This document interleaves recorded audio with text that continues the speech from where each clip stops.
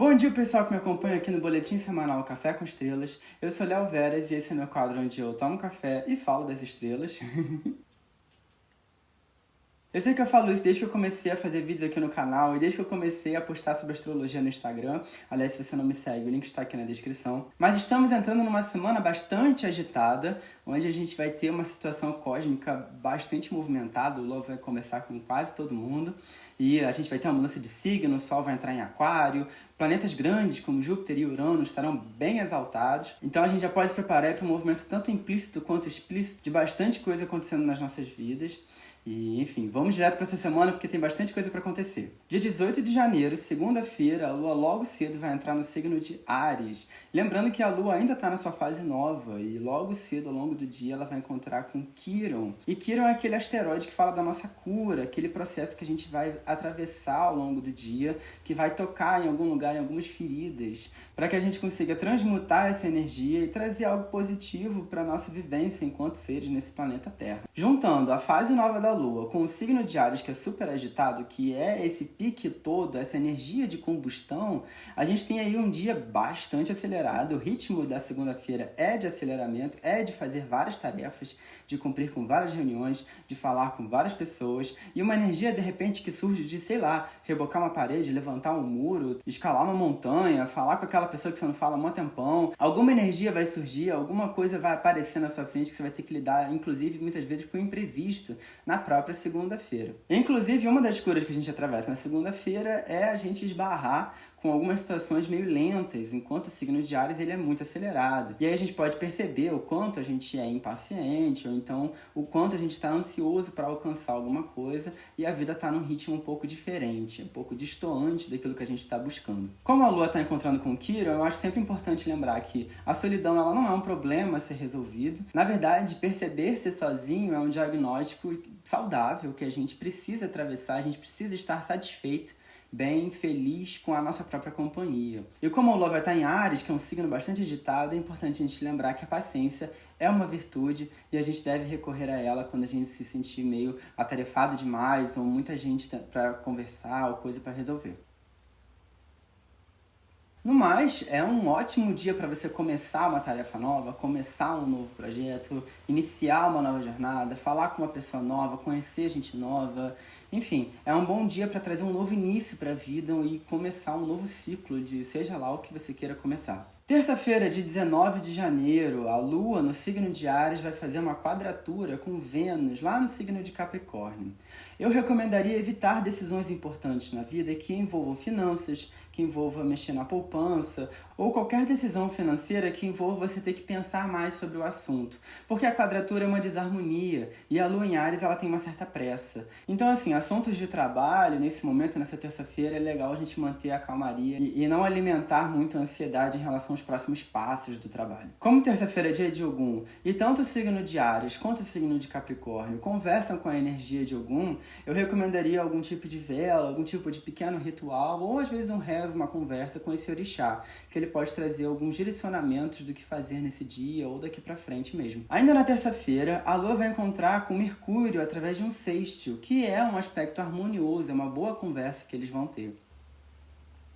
Apesar disso, existe um contraste em relação ao significado da Lua, que é completamente intuitivo e emocional, e o significado de Mercúrio, que é completamente racional e mental. Por isso, existe uma percepção de luz e de sombra desse posicionamento. A luz desse posicionamento representa uma esperteza, uma sagacidade, uma percepção das coisas que estão acontecendo ao seu redor, que em circunstâncias normais você não perceberia, e uma sombra desse posicionamento é uma certa ansiedade, ou um certo nível de aceleramento das ideias, que pode interferir um pouco na saúde mental, na sanidade do dia. Mas não precisa se preocupar. Procure se organizar, procure organizar as ideias, anote tudo que você tem que fazer, ou então faça um bom uso da sua agenda, anote no celular, de repente, ou no computador, o que você precisa fazer e cumprir naquele dia. Ainda na terça-feira, que é um dia agitadíssimo, às 5h40 da tarde, horário de Brasília, o Sol vai entrar no signo de Aquário. O signo de Aquário se refere aos grupos sociais, aos grupos de amigos, às reuniões de condomínio,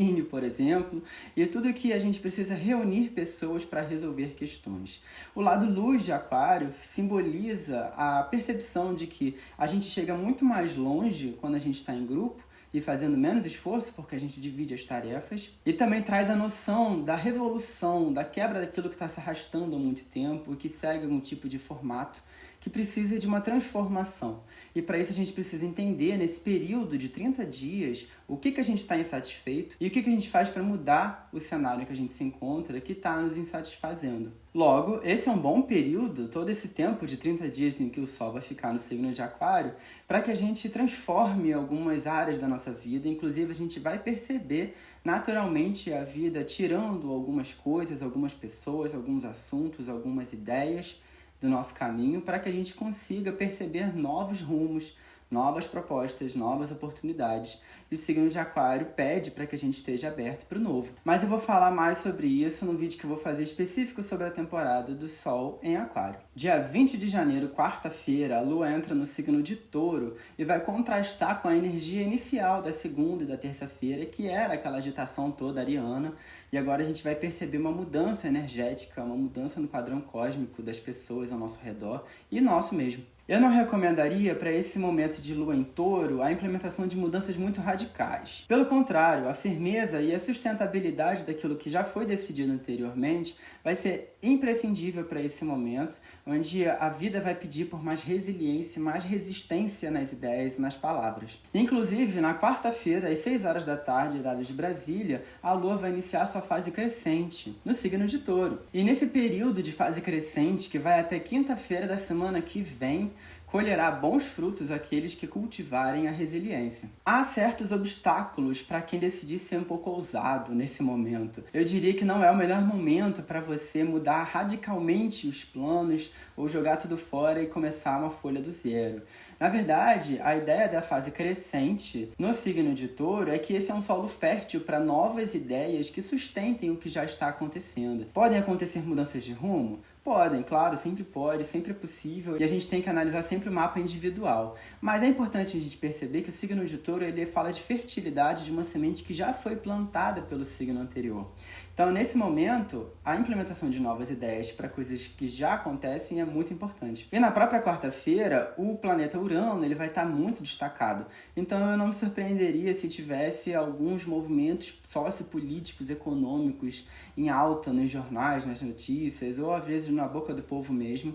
A gente vai ouvir bastante os nomes de políticos e vai falar muito sobre esse assunto nesse dia. Por conta desse cenário fértil que é de Touro, para quem é de Umbanda, eu recomendo fazer algum rezo ou acender uma vela para Oxum, para trazer bons frutos para essas novas ideias, para antigos projetos e tudo mais. Pedir para Hermes bons insights também é muito bem-vindo, cai muito bem, convém nesse momento. Dia 21 de janeiro, quinta-feira, a Lua vai conversar de uma forma desarmoniosa com Júpiter e Saturno, que estão lá em Aquário, vão fazer uma quadratura, e ela também, ao mesmo tempo, quase simultaneamente, vai fazer uma conjunção com o planeta Marte.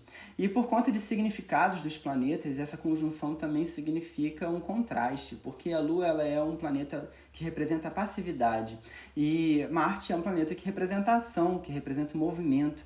Então, esse grande contraste, essa grande desconversa que acontece pode deixar a gente um pouco desassossegado logo de manhã e provocar um dia mais pensativo, em que eu recomendaria a gente fazer algum tipo de planejamento para que a gente não se sinta meio perdido nos pensamentos nesse dia. Convém nesse dia extravasar essa concentração de energia causada pela desarmonia desses aspectos todos que a Lua vai fazer. Pode ser nas atividades físicas, na yoga, na meditação, ou então se resguardar e ler um bom livro, assistir um bom filme, para a gente manter a mente um pouco mais desassossegada por conta desses desentendimentos que a Lua vai ter. Dia 22 de janeiro, sexta-feira, é um ótimo dia, porque a Lua em Touro vai conversar com Vênus em Capricórnio por um trígono, o que é muito positivo, é muito harmonioso, e eu diria que é um dia super lucrativo, são signos de terra, é uma conversa entre dois planetas férteis, em dois signos de terra, em um trígono, que é um aspecto super harmonioso. E sendo muito sincero, assim, é importante a gente lembrar que a gente trabalha todos os outros dias para quando a gente chegar em dias como esse,